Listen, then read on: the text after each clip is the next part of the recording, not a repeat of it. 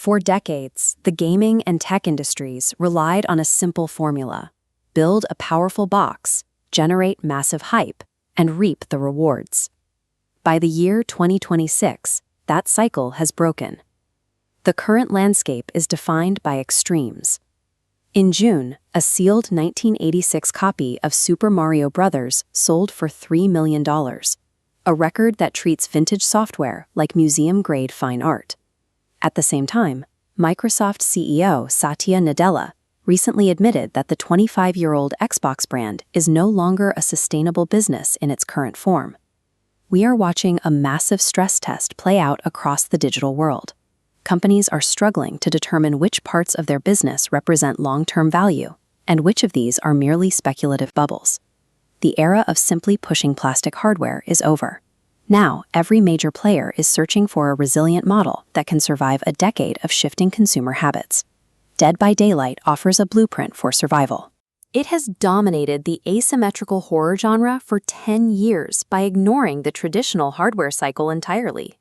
Their strategy relies on becoming a cultural hub for horror fans.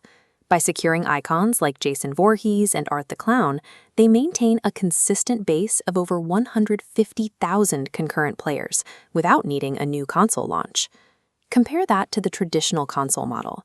Microsoft recently closed 4 internal studios after a period where Xbox market share sat at just 28%. This has forced a pivot. Microsoft is moving toward a hardware-agnostic future, where services like Game Pass allow users to play on tablets, TVs, and mobile devices. This chart highlights their shift. While console market share dipped to 28%, exclusives like Forza Horizon 6 shattered records with 6 million players. The data proves growth is decoupled from console sales.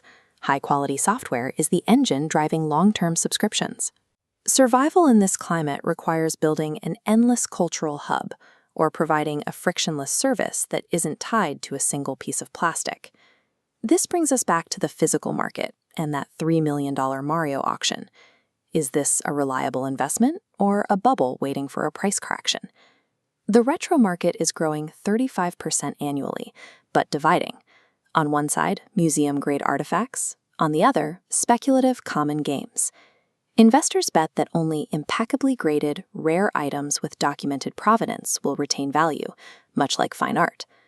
Nintendo is capitalizing on this same generational nostalgia, but they are doing it through modern software rather than auctions. Their strategy involves a ground-up remake of The Legend of Zelda: Ocarina of Time for the Switch 2. It aims to bridge the gap by giving veterans the nostalgia they want while offering the performance modern players expect. In 2026, nostalgia is only a sustainable asset if the item is treated as a pristine artifact or rebuilt from the ground up to meet modern standards. Financial health is only one metric. We also have to consider the social and ethical longevity of these companies. This tension was visible during the recent commencement ceremony at Stanford University. Roughly 200 students walked out on Google CEO Sundar Pichai's speech to protest Project Nimbus, a $1.2 billion military cloud contract. This generation of tech talent views corporate ethics as a non-negotiable condition for employment. They are increasingly rejecting the idea that technology is a neutral tool. This creates a very significant recruitment hurdle. If military contracts alienate top-tier engineering students, the company risks losing the very talent they desperately need to remain competitive in the new AI era. The leaders of 2026 are those who have recognized the old wars are over and have moved past the short-term hype machine. Instead, we see a landscape defined by enduring live service hubs, museum-grade collectibles, and a talent pool that demands ethical transparency.